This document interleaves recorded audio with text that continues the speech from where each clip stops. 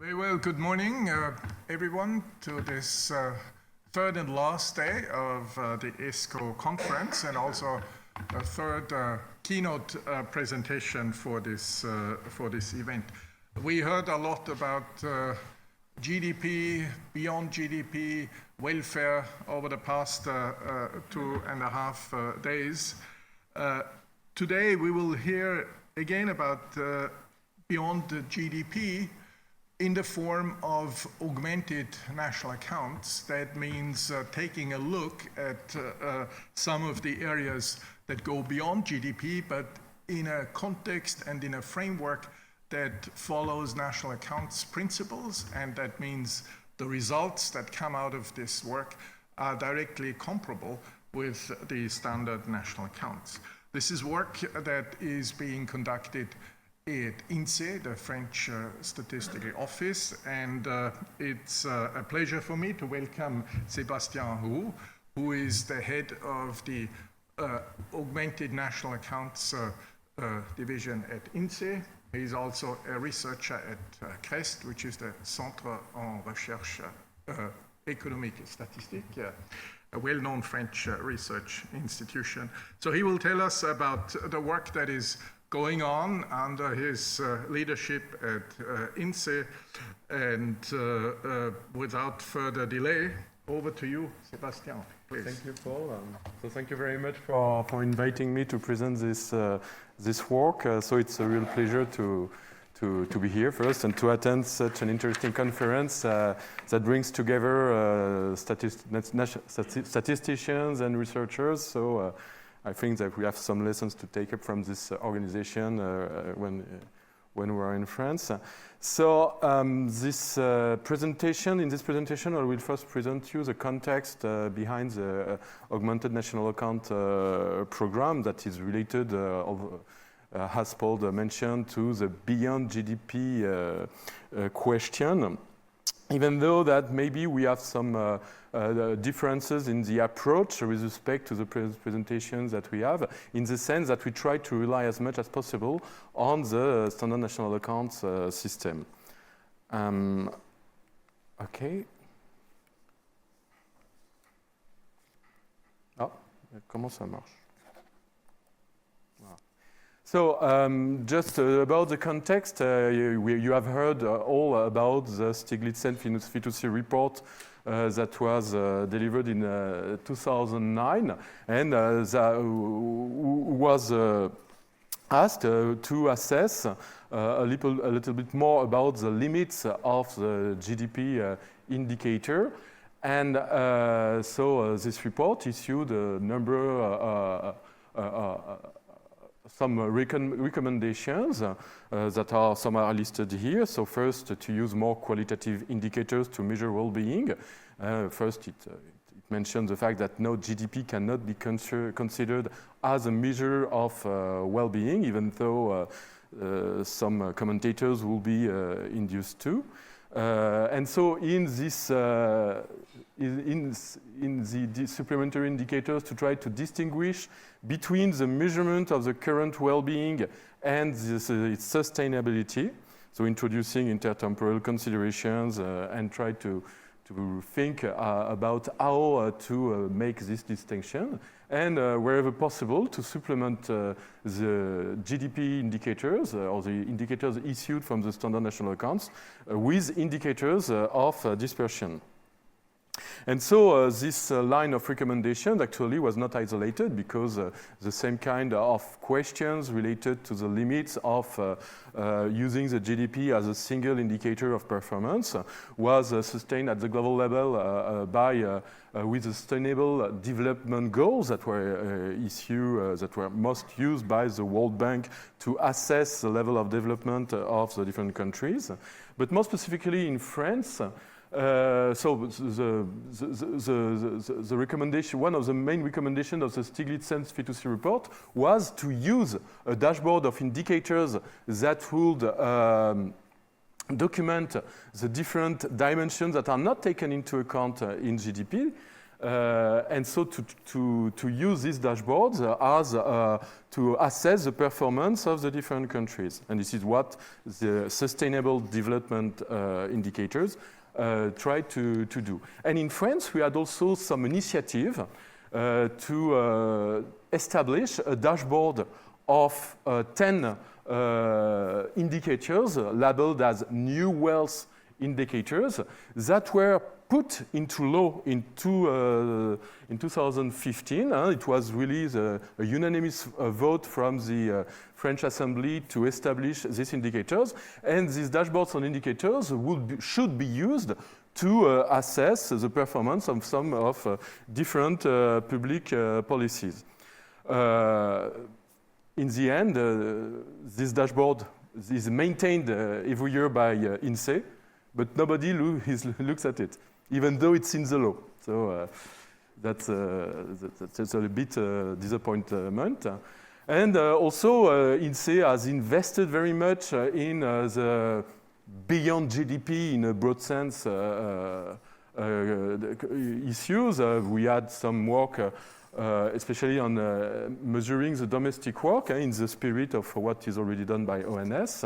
We have many measures of gender equality. We have introduced supplementary questions in survey about subjective well-being. We have introduced work on extended redistribution that actually is at the basis of one branch of the augmented national account programs. And faced with the somewhat failure of the dashboards of indicators, at INSEE, we have tried to introduce a new program, the Augmented National Accounts Program, that I am in charge now, and I'm going to be a little bit more specific about this.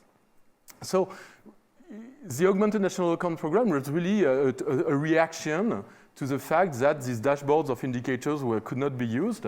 And the reason behind this, we analyze that there are two reasons. The first one is that such dashboards measure different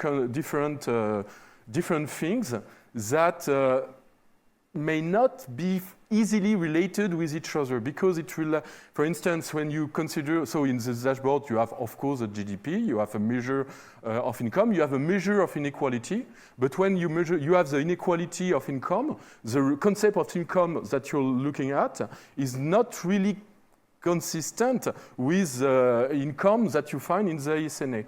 So you may have some question about this. Another indicator consists in the emissions of greenhouse gas, but these emissions corresponds to territorial emissions and do not match the concept of the ESCoE, in which you are more interested in the emissions of residence units. And so you need, it's difficult even for this reason, because of this consistency, this coherence in the sources of information to match the indicators. So this is the first brick, the first constituent element of the project was to build an information system that is fully consistent with the national accounts in the way it is built, in terms of concept, in terms of field, and then make us produce the carbon accounts in the format actually proposed by the ECEA that can be matched with the indicators of activity provided by the standard national accounts. And it allows us also to make a computation of the footprint, of the carbon footprint of the country.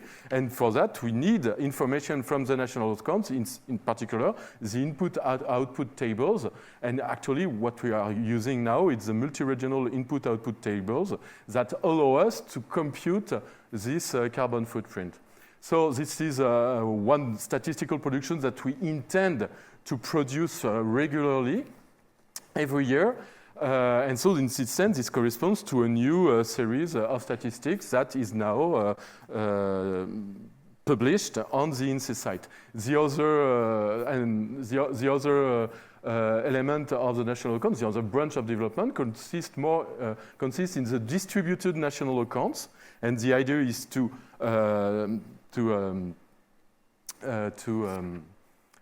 disaggregate the aggregate of the national accounts, the main indicators, GDP, etc., the national income, for instance, and to disaggregate it into different household categories.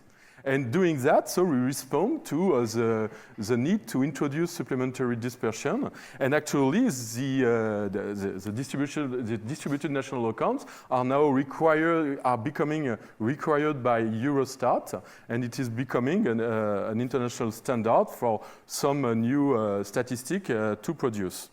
So this first step, in some sense, also is in the spirit of what happens at the international level. You know, there is some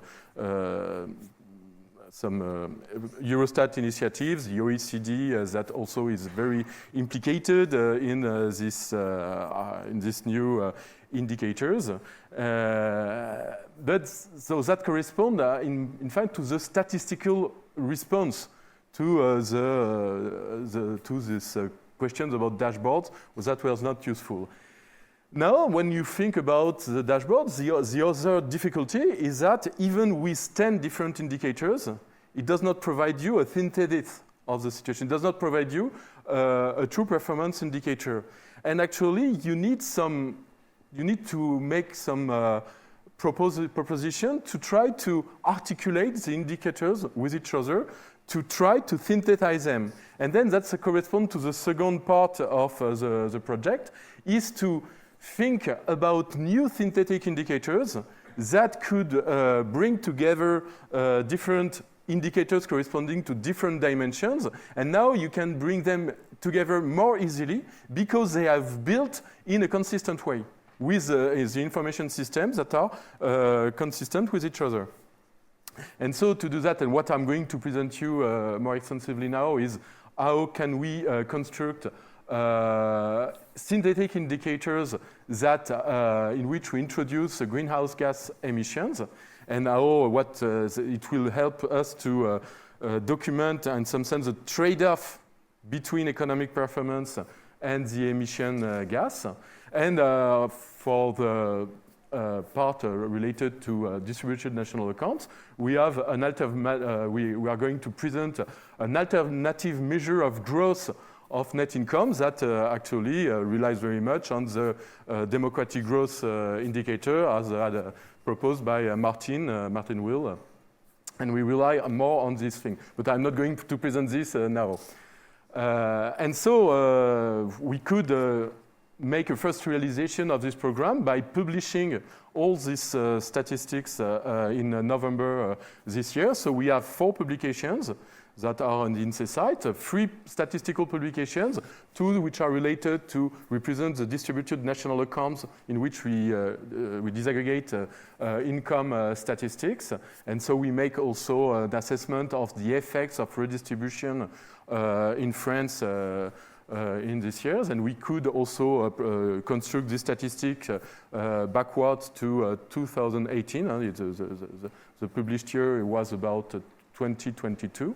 And we also had a statistical publication that presented carbon accounts, the emissions and the footprint, back to 1990. We're making some assumptions, of course, for the input-output tables.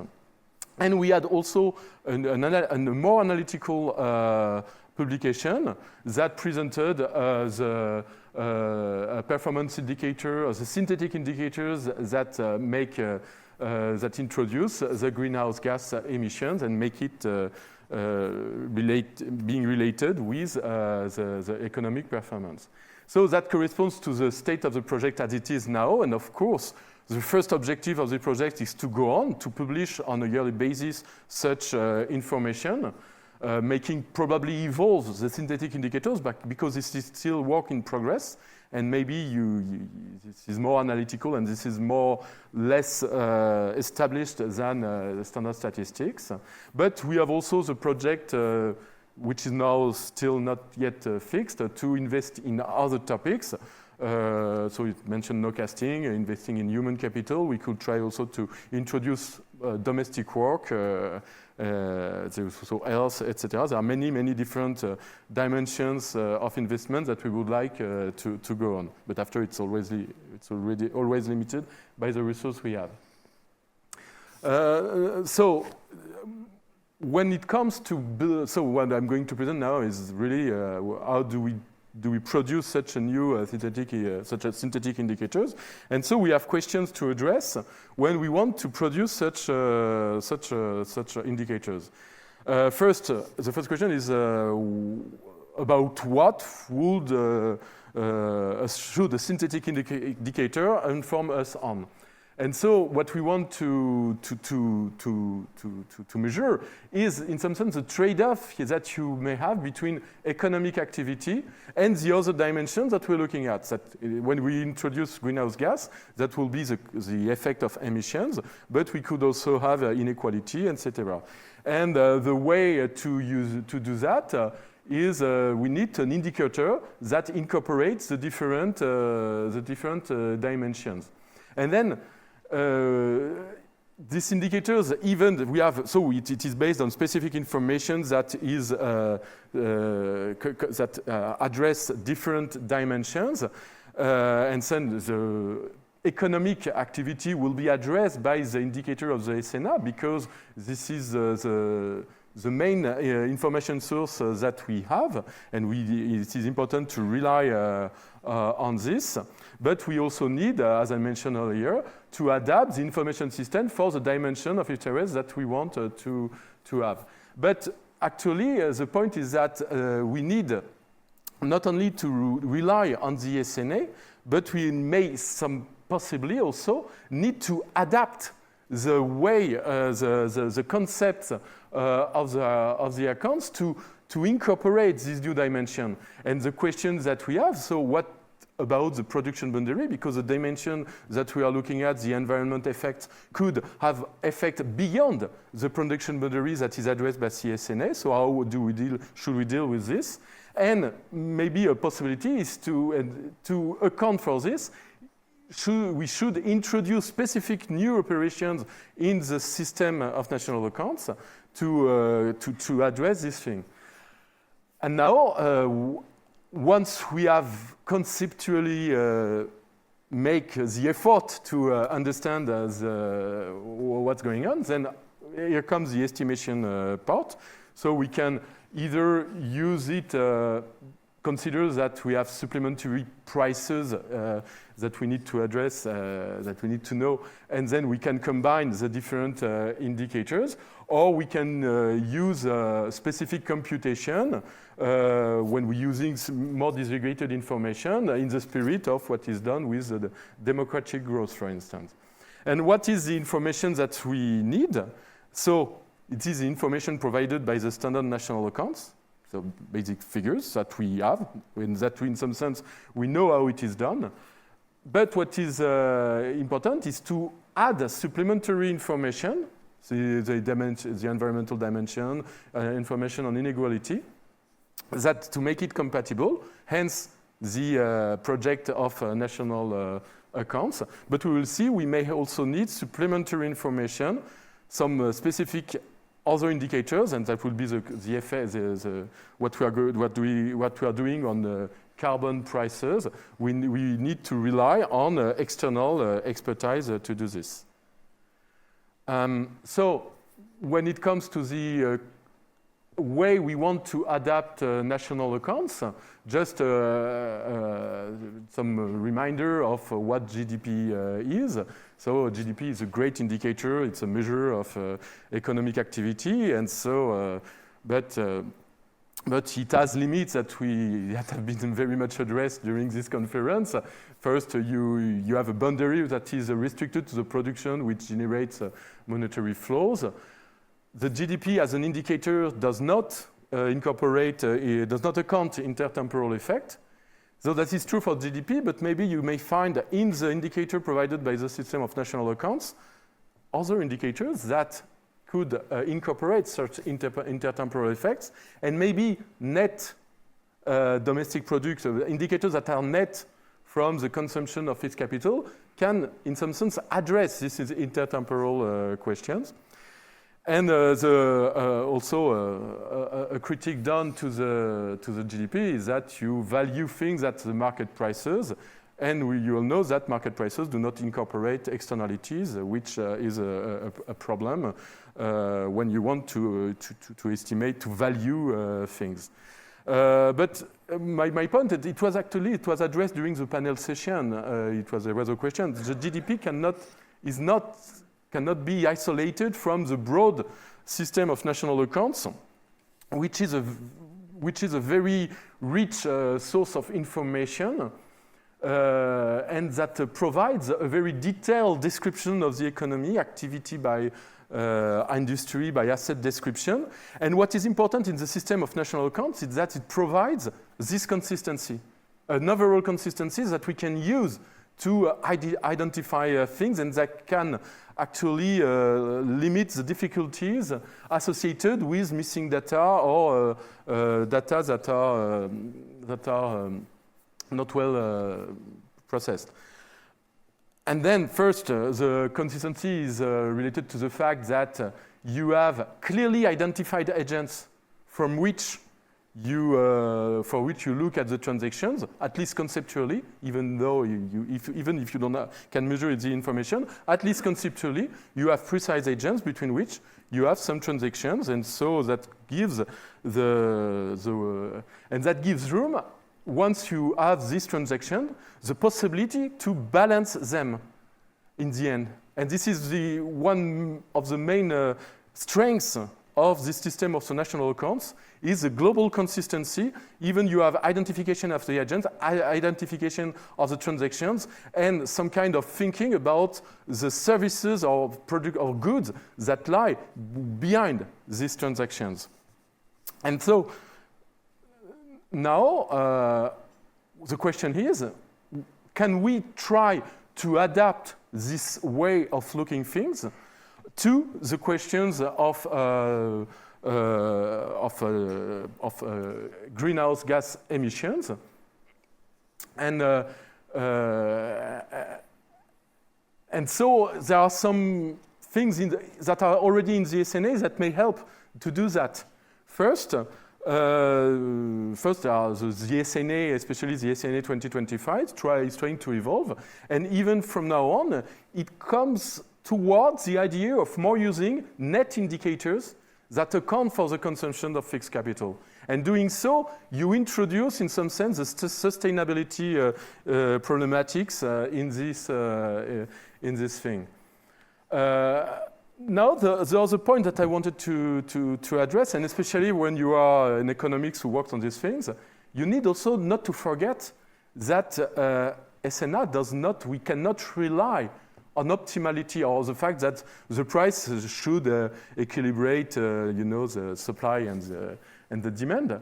But sometimes it does not, or at least you are not at the optimist, or more exactly, the price that you get is not does not always correspond, or the quantity you get, it does not always correspond to an optimal behavior of agents.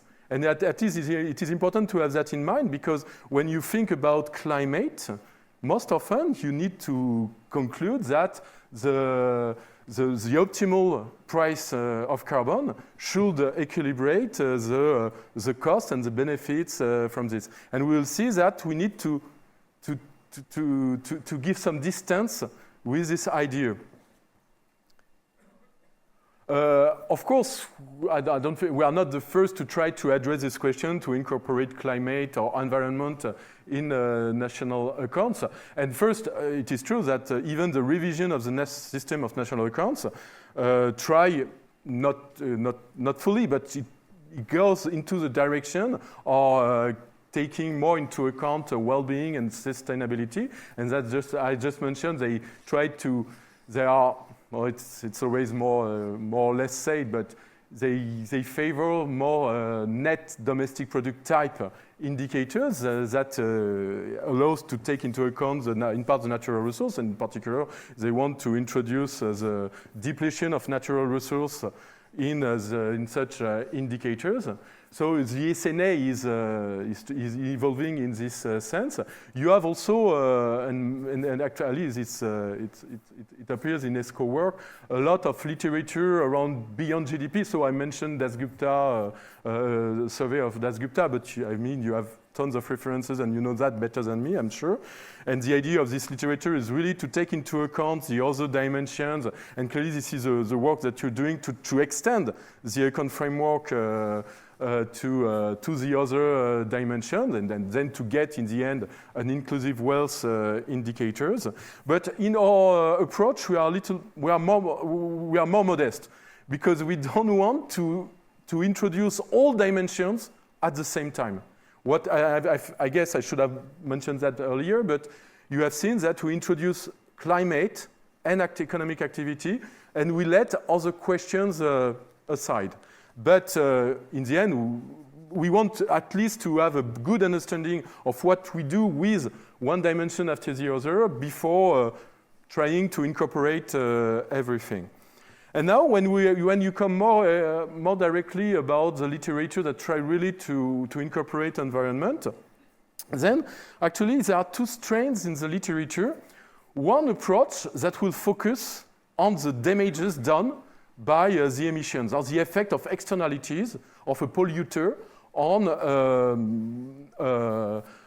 some, I would say, another industry that is affected by this pollution. And clearly there is this paper of Müller, Mendelssohn, and Nordhaus, and we are interested, that was published in the AER in 2011, that was really interesting in this aspect because they propose to the national accounts a way to address this.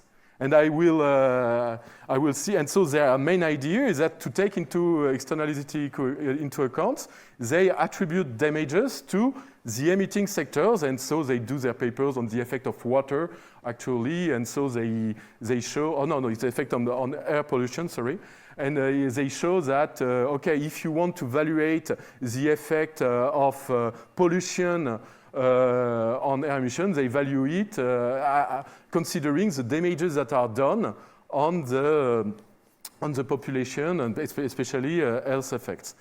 Also, in this type of approach, since we focus more on damages,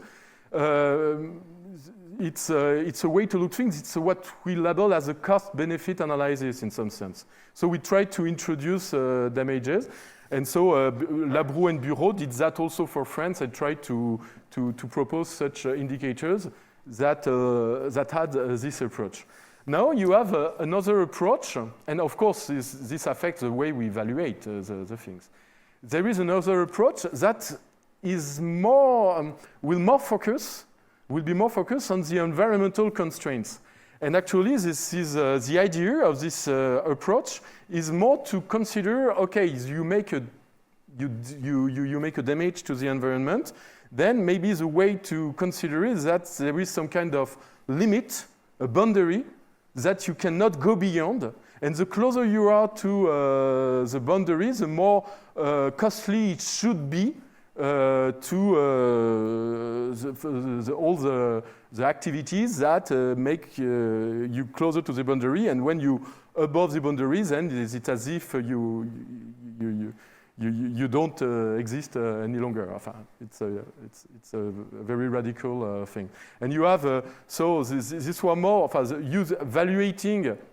And based on this idea of environmental constraints was more in the spirit of André Vanoli did when estimating, when trying to incorporate in national accounts these things.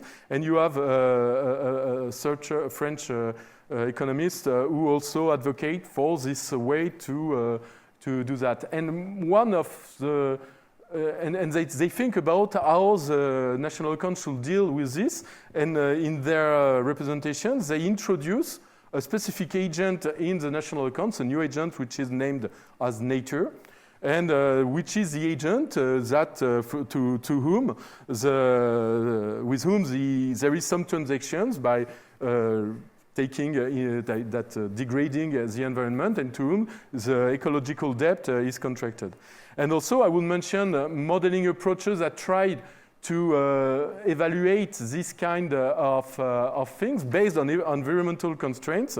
And there are a bunch of papers. And the idea of these papers is really to incorporate climate into the effect of climate into the indicators. And so they assess the effect of, actually they introduce some kind of carbon budget.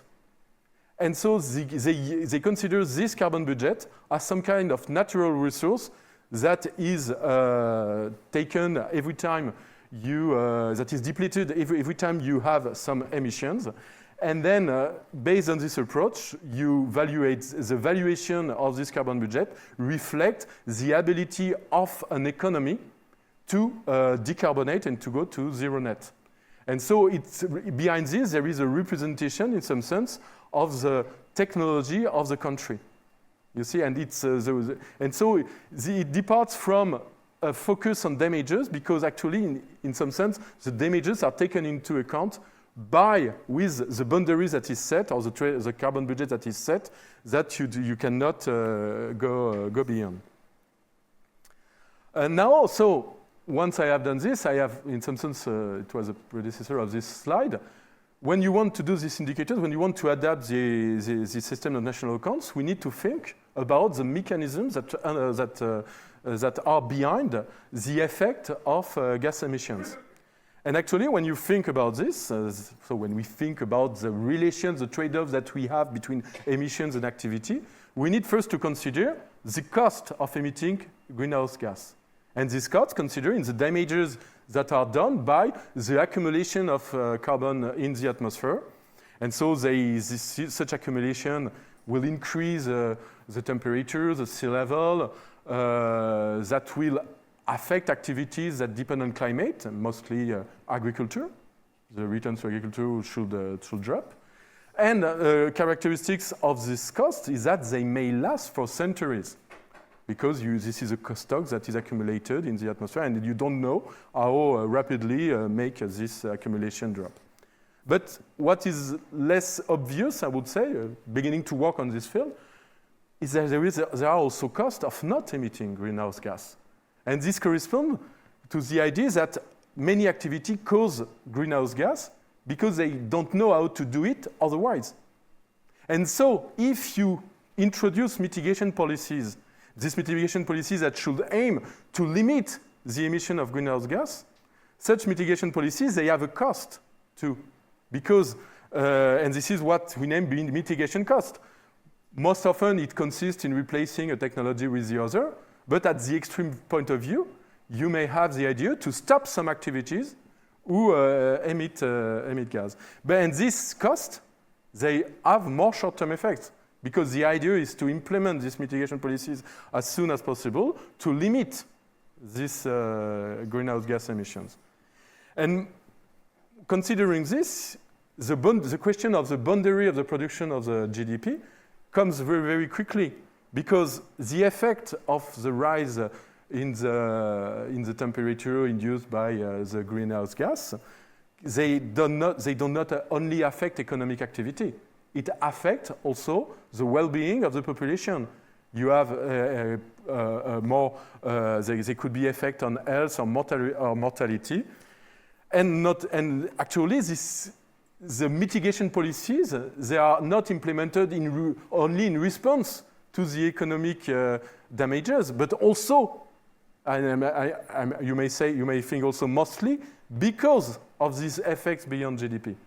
And so you see that trying to incorporate such things in thinking about the mechanism at stake, very rapidly you have beyond GDP effects that appear and that you need to address.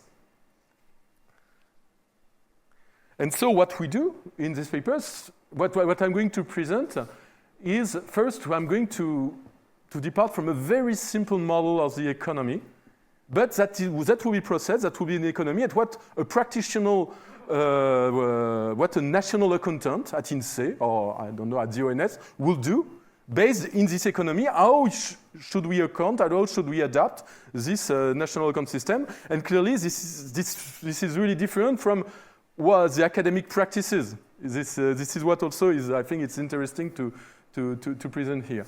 And so we extend the accounting framework to the introduction of two new agents, or I would say more two new sectors, and I will describe this thereafter. And once you have defined these different sectors, you define new operations, and you describe new operations. This is new system. It's a new system account framework, and then we present supply use tables and table accounts that are associated with these agents. Now, after I will try rapidly to present how we have this simple economy, but now how we go to a more realistic system, and how we generalize this to an intemporal economy. In this simplified model, we have only 2 periods, but here in the true economy, so it's intertemporal. And we'll see also how we address the question of valuation. It is very rapidly done, but I mean, we can have some discussion about this.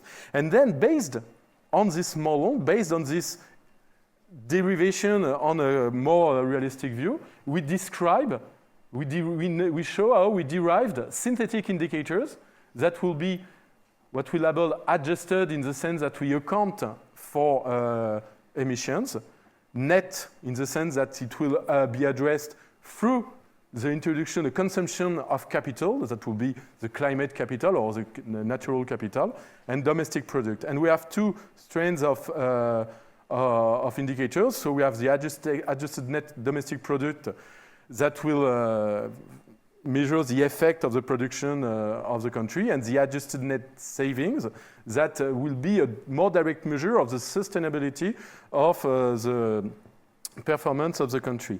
And also we derive also with more patrimonial indicators, climate debt indicators that rely on the value of environmental assets.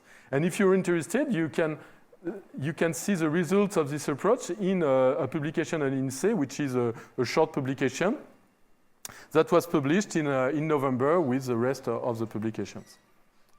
Okay. So when it comes to the for the adaptation of the accounting framework, these 2 here introduce the 2 new sectors that we introduced to deal with this issue and to capture the mechanisms that I had presented before. First, we are going to introduce a new sector, the climate sector, which produces a specific service, which is labeled as a climate service.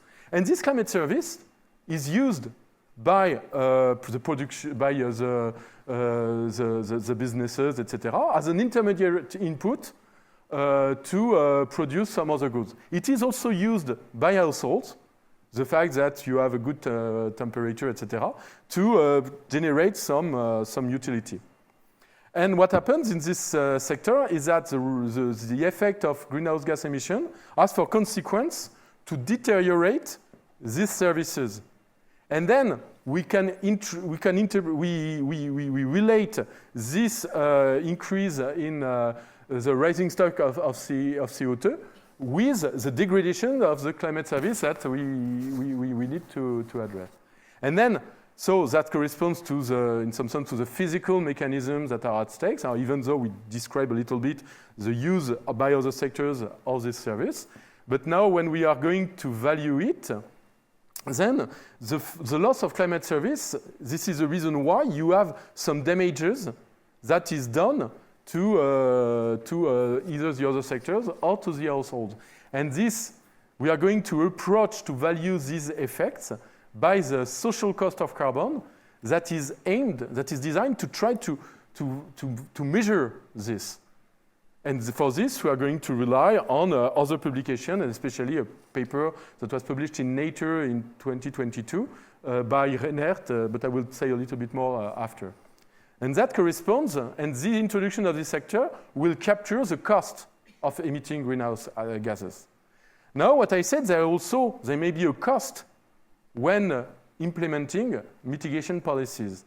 And to do that, we introduce a different sector, which is labeled as carbon regulator sector. And the point of this sector is to not exactly produce, but to manage the greenhouse gas emission rights. And these greenhouse gas emission rights are used as an input by the other sectors to make some production.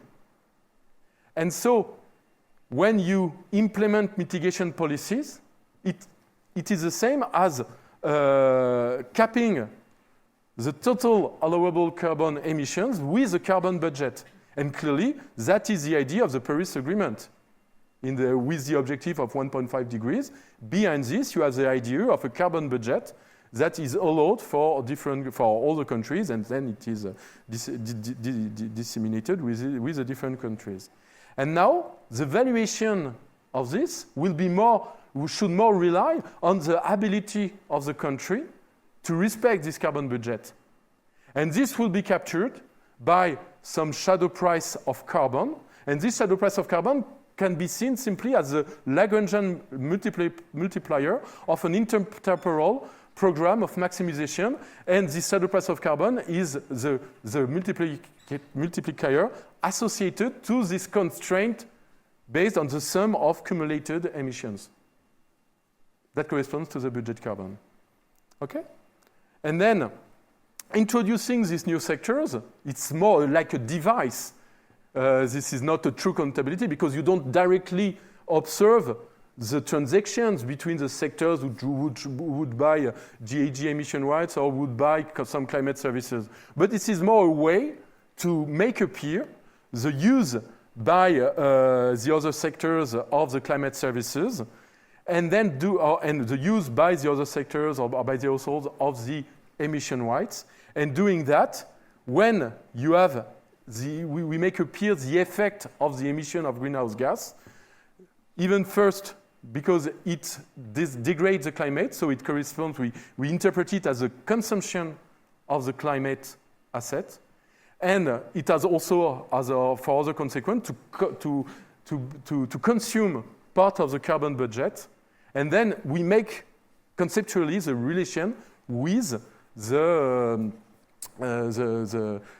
idea of netting the indicators in the sense of accounting for consumption of capital in the sense.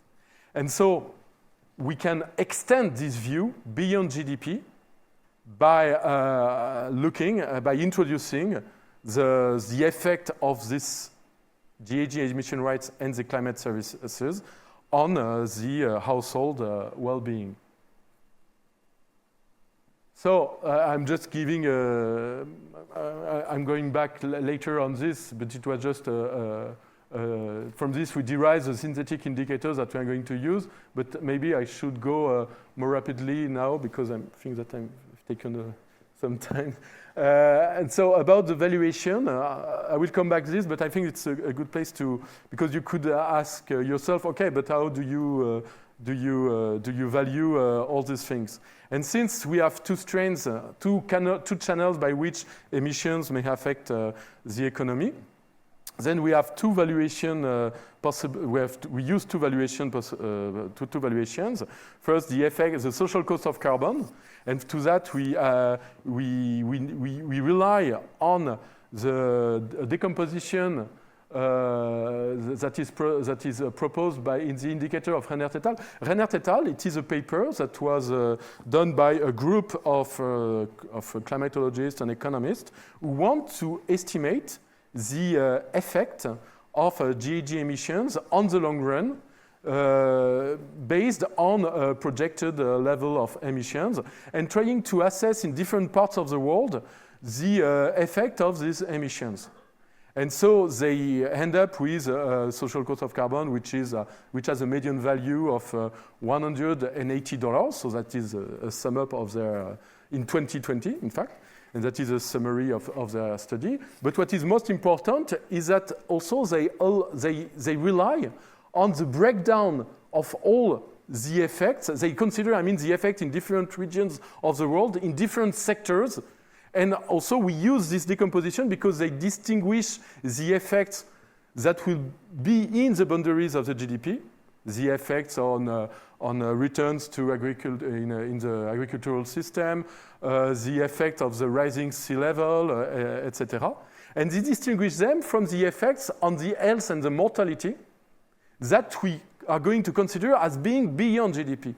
And this is this valuation that will allow us to distinguish between beyond and within GDP. And so we are going to use these estimations to evaluate the effect of the cost of damages. And about mitigation policies, here it is more related on a specific French context. We are going to rely on a description, a very detailed description of all the technologies that should exist and related to very different abatement costs. And based on this description of this technology, we can run this optimal policy program to derive a trajectory, an optimal trajectory of GHG emissions that should respect the carbon budget. So this is a theoretical view, but this is actually what Quinet did. Quinet was the president of a commission in France that computed this kind of indicator, which is labeled as a French value of climate action. And this is clearly some kind of shadow price of carbon that relies on the series of abatement costs of very different technologies and that provide optimal trajectory towards carbon neutrality. And this will relate it to the cost effectiveness approach. And then the question now is, so how can we articulate these two costs between them and with the national accounts? And it is true that what I mentioned about optimal policy, national accounts are not intended to describe the optimal policy. The optimal policy should be that, okay, the cost of mitigation policies, the marginal cost of mitigation policies should equal to the cost of damage. But that is the basic consequences of the Nordhaus cost-benefit approach. But in the accounts, actually in the accounts and in the reality, such optimality cannot be met because you have many uncertainty about the damages and on different indicators. And this is the reason why we introduce both valuations. But now the question is what we need to address is, are these valuations consistent with the market valuation for which we use, that are used in the standard national accounts? And clearly there is an issue, especially about discount rate to address, especially in the intertemporal perspective. Now I'm going really more deeply into the description of the model and doing what the national accountant will do. So we have a very simple model with only 2 periods in a closed economy. So we have 2 existing sectors, manufacturing. This sector is not affected by climate change but emits greenhouse gas. And we have the agricultural sector, which does not emit, and this is just a theoretical framework. In truth, I know that agricultural sector emit, but in this case, it will not emit, but it will be affected by the emissions. And so we also have households. They receive in the end the income that is generated by all the other agents, and they emit a little bit greenhouse gas emission. So first, this corresponds to the supply-use tables of the 2 existing sectors. And this is basically, you depart from a situation. So let's focus on the agricultural sector. And that would, the standard account approach, tell you about the path of production. So in year 1, you have a production which is 100. But due to the emissions and the degradation of the climate, then it makes drop the production by 15 units, 15 euros, you would say, which makes the production in year 2 is 85. Okay, you know that the degradation of climate, that the degradation of this production is attributed to climate, but the standard account cannot tell you anything about this. In our approach, what we do, actually, we introduce in year 1, okay, the fact that in year 1 the agricultural sector has a performance of 100 was partly related to the fact that climate services existed and provide 15 euros as an input. And so what happens is that the degradation in the climate makes these climate services vanish the second year. And this is what explains the fact that there is no change in the performance, in the true performance of the agricultural sector, but it decreases. And the fact that there is no change in, based on this, we compute what we name an adjusted added value, which is simply the production minus the input. And in this case, the fact that adjusted value remains stable reflects the fact that there were no true change in the effort done by the agricultural sector. Okay? And so in this case, there are only damage costs, and so manufacturing sectors is not at all affected by this. So now we can go what happens from the perspective of this new sector, which is the climate sector. So in the climate sector, we have this use table. You know the potential agents in the economy. So the climate sector, we provide in this new framework 15 euros as a climate service to the agricultural sector. And since it vanishes, you come back with this variation that appears here. And so when it comes to once you have the use table, you can derive from this framework the added value provided by the climate sector. It will be this 15 euros during the first year, but the second year it vanishes. Okay, so you have transferred the value that was there in the framework of standard framework. You transfer it to the climate sector. And so you can also describe the climate sector. We'll have a look to the total stock of carbon in the atmosphere, and that represents this. And in terms of valuation, the capital climate valuation of the capital climate, then it goes from 15 to 0, and this is a depletion that is a consumption of climate capital. And now when you integrate all these things into one table, what happens? You add the GDP in the standard accounts approach, you add the GDP that dropped by 2 minus 15. Now, when you consider the GDP in the adjusted account framework, once we introduce the climate sector, you notice that the GDP is not affected. It is unchanged. Why is that? Because you have just a transfer of value between the agricultural sector to the climate sector. But it's still within the GDP. It is within the boundary of production. But what happens is that when you come more directly in detail, you've seen that the agriculture has less value added, and it is now here. Now, when it comes to more net domestic product indicator, then in this case, you will have a consumption of climate capital. That because you know that you had some emissions that degrade this valuation, and this loss of value which is in growth indicators attributed the subsequent year, can now be addressed, can now be incorporated at the time when the emissions occur. Okay? So now we derive also the account for the asset accounts for the different things, and we see that you can see also that the total assets remain unchanged because we are still within the boundary of the GDP. The 10 minutes. Okay, so I'm going to be a little bit faster. But now when we add the carbon regulator, you have exactly the same logic. So we still have the climate sector. But now when it comes to the carbon regulator, then when you implement mitigation policies, then in this case, making the so it's here. You drop the emissions. You prevent the manufacturing sectors to emit some carbon, and then you have a drop in the production because you constrain the technology of the emitting sector, of the manufacturing sector. In the standard accounts, you just observe a drop in the production, but you don't attribute it to anything.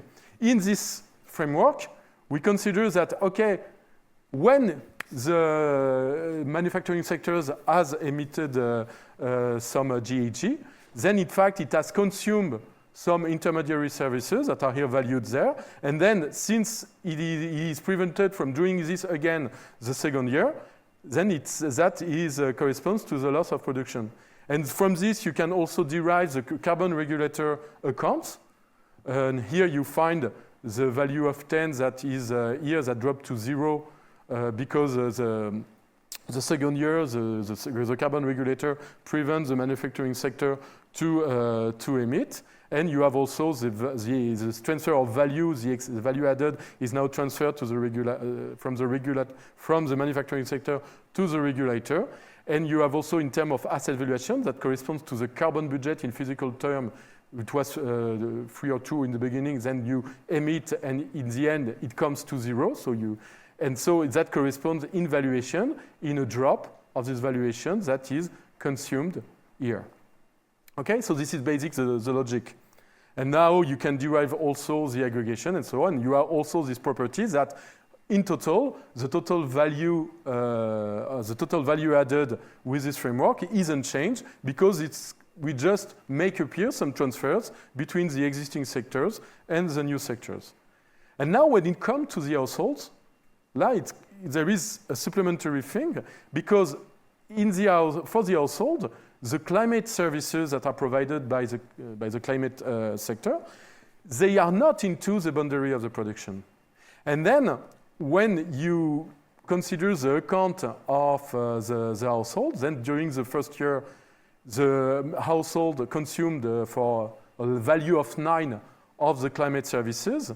That didn't appear in their monetary consumption, but you could assess in some kind of extended consumption that is a little bit, that incorporates a part of the beyond GDP thing. And then when these climate services degrade or vanishes, then the drop in this extended consumption is higher than the monetary consumption. And then you can also just extend the climate accounts by making appear the consumption of households. And then in the extended value added, you have the adjusted added value that is within GDP, and you have the extended added value that correspond to the values that are provided directly to households, but for which you don't have a monetary counterpart. And in this case, you can see that the extended GDP, then incorporating this value provided to households, will be higher than the GDP. And so you can also build the net domestic product, netting, accounting for the consumption of climate capital. Okay, so this simple framework is very useful because it helps us to fix the ideas of the introduction of this new agent and the operations to be taken into account. First, the first lesson that was not obvious when entering in this subject is that when you consider only effects within the boundaries of the production, even if there are externalities, the value that you give to the different sectors may be affected, but the total value isn't changed. And the point is only that you transfer some value from existing agents to new agents, and that is an important takeaway from this because it was thinking about it after it seems obvious, but before it was not.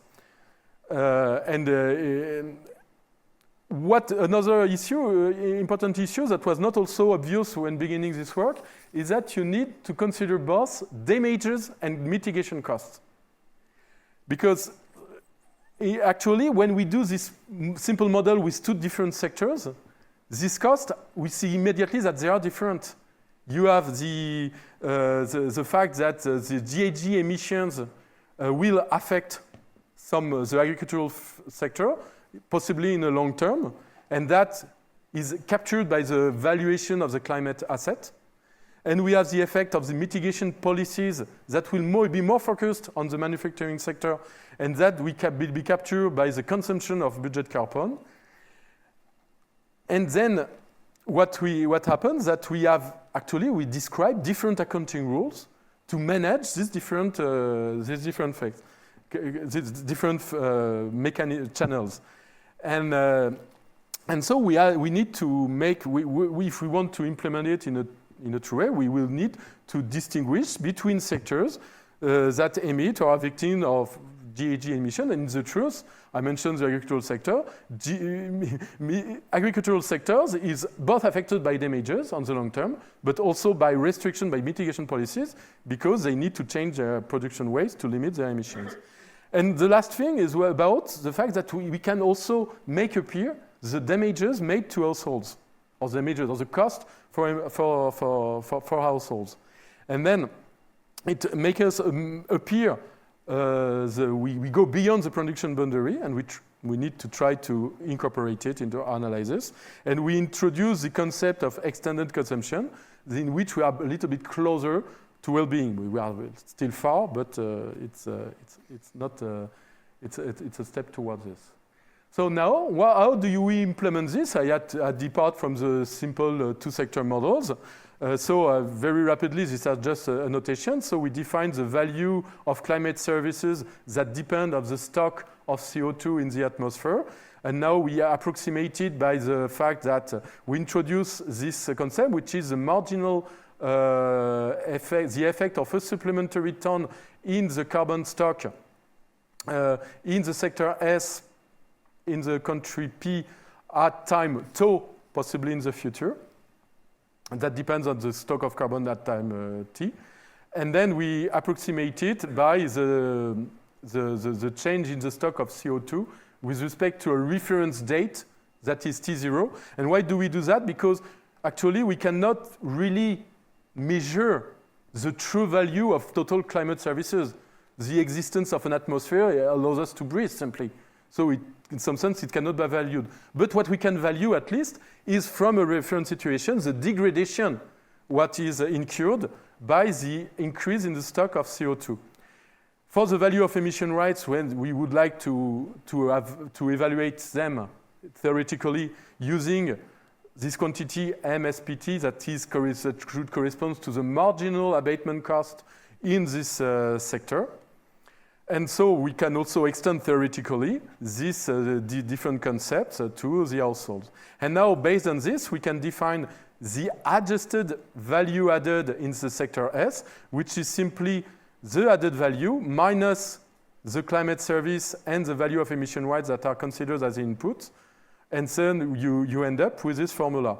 And then, as a mirror to this representation, we also define the added value and the extended added value of the climate sector, summing all these terms related to the cost of damages, and all the terms and for the carbon regulator, all the terms related with the abatement cost that materialize the effect of emissions. And so, this idea is just to show you that you find the same conclusion as in the toy model. Just to be very rapid, so this corresponds. I need to be safe because I only 4 minutes, so I will try to hold to this. I think the important thing is that how do we deal with the estimation of the climate damages? The climate damages, it can be measured as the discounted sum of the cost multiplied by the emissions. You see emissions at a date t. The emission at a date t affects the stock of CO2 up to the end of times.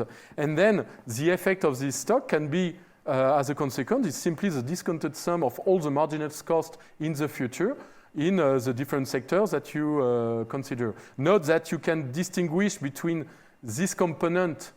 You can distinguish it between the sectors and the households, and you can separate this quantity between the sectors, and will be the within GDP part, and the household, that will be the beyond GDP part. The household, remember, this is the effect related, the effect of climate damage on the health and mortality of households, of people. And then in the end, you find this formula corresponds exactly to the social cost of carbon that was presented in the paper by Reinert et al. that I had mentioned earlier. For the mitigation policies, so we rely on the shadow price of carbon as measured by the Commission keynote. And then, actually, what happens is that since the Commission keynote proposed a shadow price which is associated with a sequence of optimal emission policy, we can use this property, and then we define then gamma tau, which is the price of carbon at every date related to the fact that you have this carbon budget that you need to measure. And then you come back to the known hoteling price that stands that, okay, this carbon price should follow an exponential relationship with respect to the discount rate. And in the end, the value, this property allows us to express very simply the value of the regulator system as the shadow price of carbon at that T multiplied by the carbon budget that is remaining at that T. And so the interpretation of this is that it reflects both the gains, the discounted gain to the economy from benefiting from a carbon budget. You can consider then the carbon budget as an asset that is degraded every year, but it's also a measure of the sum of the price to pay to completely decarbonate the economy. And now I will try to go directly to some results because we have done this. So here is a table that presents the basic data that we use in our application. First, so we have the emissions by resident economic units that are issued for the carbon accounts that we've implemented in the National Account Program. We have also, it's a little bit different, the territorial emissions, and we need to account for this because these are these emissions that correspond to the political objective that we are going to use for the budget carbon, because they do not exactly match. So it was corresponded to that. We have also the measure of the carbon budget allocated to the French economy. And this is based actually on a strategy to go to a net zero carbon. And so we see the progressive consumption of this budget that is related actually to the territorial emissions. And we have also a measure of the ways we derive the ways from this optimal trajectory. And we see that, in fact, we have less emitted that was allowed by this trajectory.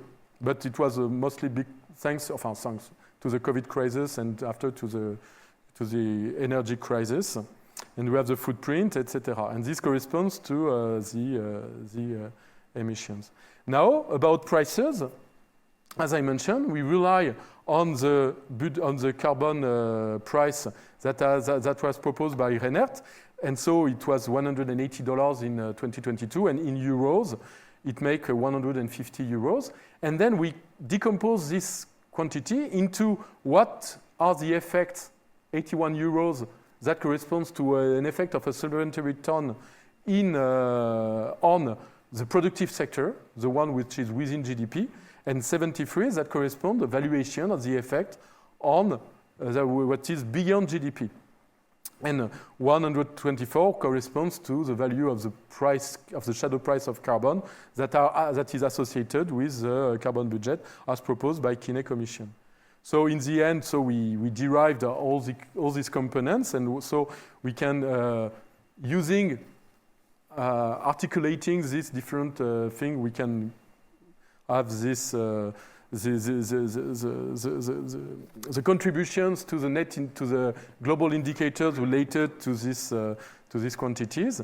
But just this graph is more readable. So here we have in 2022 we have the net domestic product about 2,300 billion euros in France, and then we are going to adjust to what are the effects of GHG emissions. Remember, you have a within GDP effect associated to the damages, and then it is estimated to be 36 billion euros.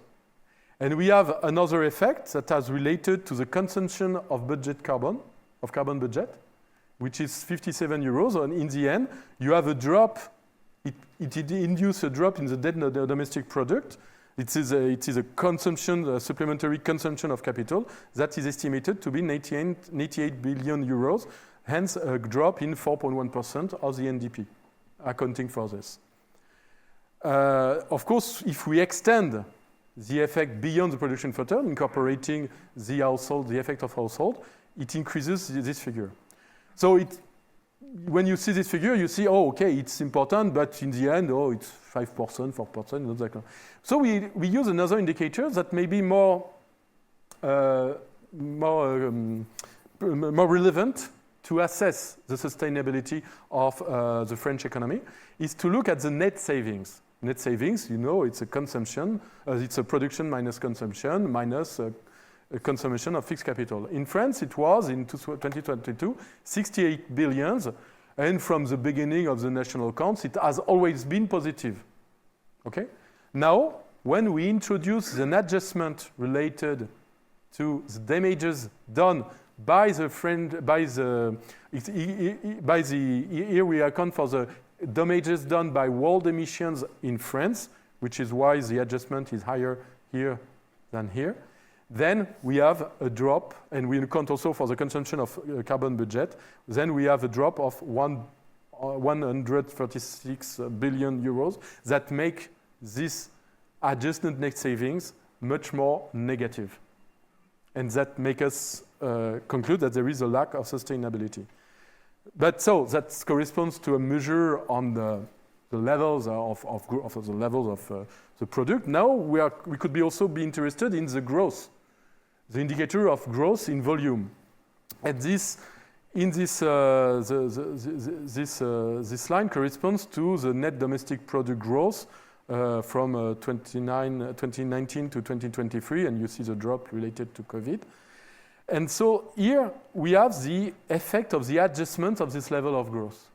And you can notice that the adjustment is positive. This means that because we have a drop in the emissions in France during these years, then since you emit less, you have the true growth of the net domestic product should be increased. And this adjustment is between 0.2, 0.3%, and here up to 0.5%. And then our approach allows us also to have these two kinds of message. Okay, we have a lack of sustainability, but still we do some efforts, and we have some kind of retribution of this effort that is materialized by this increase. The true growth should be higher than the one that is measured, in some sense. Okay?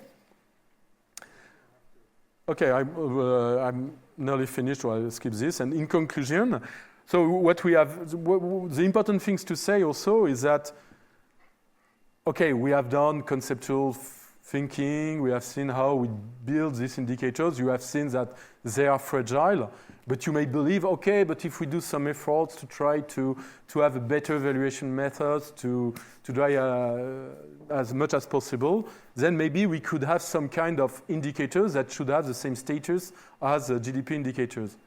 We believe that it cannot be the case because all the valuation method will rely on an estimation of the prices and not on an observation.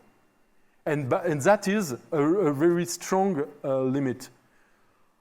So this is the reason why, at best, we have an experimental statistic status. And I don't have mentioned the limits of the indicators. In the paper of Schreyer, they propose the standard deviations of the indicators.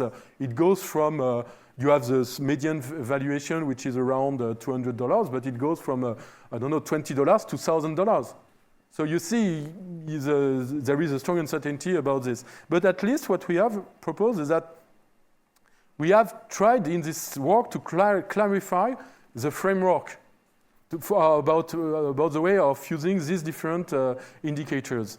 And also we did it departing from the SNA framework. And we have tried to use the richness and the consistency of the SNA framework. I hope this is the main message of this work. Among this also, what it allows us to very clarify is to focus the demand for information that we need. We need information on the emissions, etc., that we have this. We need a better thinking about the anticipated emissions trajectory that will affect mitigation policies. And we need some valuation, or even if we cannot attain the perfect estimation, but we need better estimation of shadow price of carbon. And another thing about mitigation policies is that you have noticed, and I'm sure some of you may have this question, but mitigation policies should depend on the political objectives. Yes, and this is also a reason why such indicators, they are still prospective indicators, but they are, I think, of interest. Okay, so thank you very much, and sorry for having skipped.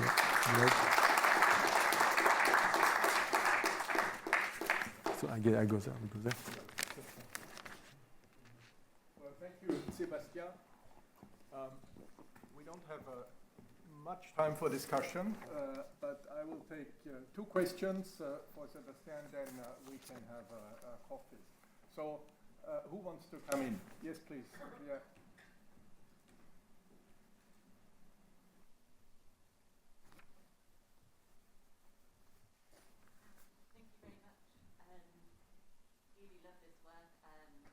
Used it in the UK to align our measures that we use for measuring climate depletion and degradation.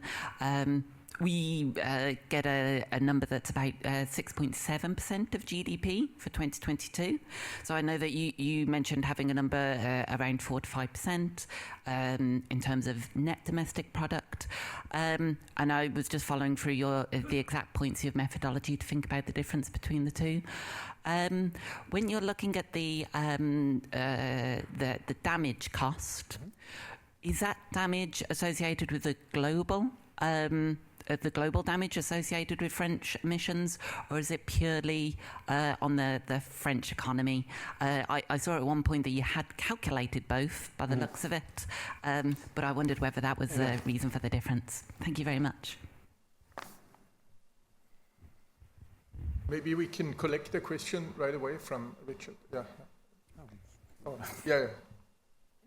Sorry, yeah, so that we... I was going to ask you, because I was listening to Das Cooper a week ago about the discount rates that were being used, because we had a rather interesting discussion a week ago at the National Institute about precisely that.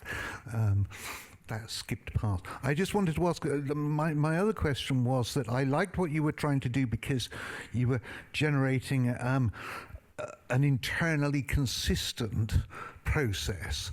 And the thing which I am more familiar with separately is the notion of shadow accounts which are being produced, which are not necessarily internally consistent. This is a very different approach, it seems to me, from the notion of separate shadow accounts, and I just wondered whether you could comment upon that as well. Okay, so I tried to address your questions. You're absolutely right, actually. Due to the lack of time, I couldn't elaborate about this, but actually in our adjusted GDP indicators, we have changed this because we are going to label it more as attributed GDP indicators that captures the effect of the French emissions on the whole world. And doing that, and so we use just the value of the social cost of carbon that corresponds to the cost of carbon on the whole world that is done by Reinert. And this is a different perspective when we use an adjusted net saving indicators, which actually is a more consistent one with the models that I have presented, the idea to attribute the damages in the boundary productions of the country in which you are. And in this case, we use the world emissions, and we try to assess the cost in France, on the French territory only. So it's very rough estimations based, you see, it's a percentage of French GDP in the world GDP that we use to have this. But actually, what is interesting is not the result by itself, because the result is that, okay, France imports much more damages than it exports, because France is a developed country, so it is more costly, and because it is relatively decarbonized due to its industry, etc. Actually, we have tried to do the same exercise on UK, and even though UK is less decarbonized than France, you have the same pattern. With I couldn't present it because it's not still in progress, but I can try to present it to you. But this is you see we have this thing, and actually, when you have these systems of accounts, it is a difference with the paper that I mentioned by Müller, Nordhaus, and Mendelssohn, in which they attribute the consequences of the polluter or the emitter to the emitters, actually. And so this is the spirit that we have when we talk about attribution, GDP attribution. And actually this helps also to clarify what we are talking about, all these things. About the discount rate, so you're absolutely right. So we don't have elaborated on this because I think it should be the object of another paper. But the point is that discount rates that are used by Reinert et al. Is around 2-3%. The discount rate that is done by which the idea is to give a lot more weight for the future. The discount rate for Kina et al. Is around 4-5%. So these are different discount rates, which makes questions. And actually, the discount rate that you will have to evaluate, should be the basis of valuation in the standard national accounts, should be the one in the private sectors, which no reason of investment that is much closer than the one related to that. For the moment, we consider there is no differences, but we have an extension of this work, and that is allowed by the accounting framework, because when we do this accounting framework, we need to think to the sequence of revenues in the future.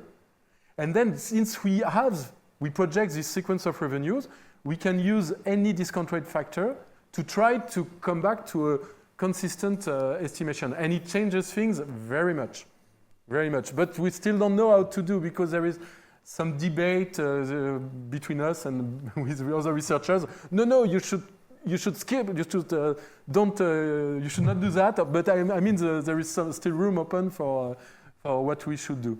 About shadow accounts, I'm not sure to see to what you're referring to actually. What do you mean by shadow accounts? Sorry, I was referring to the sort of things which the ONS is separate. I mean, there's Richard down there who would probably also say something about it. But these tend to be accounts which take account of what is happening in particular sectors. It's not related to carbon, it's related to productivity in particular sectors, but it's an attempt to get better ideas of productivity. But it's very much sector by sector, and it's not necessarily that one shadow account is consistent with another sector's shadow accounts, which is consistent with another one. I mean, the point about what you were doing was that you had an internal consistency framework for dealing with a specific issue.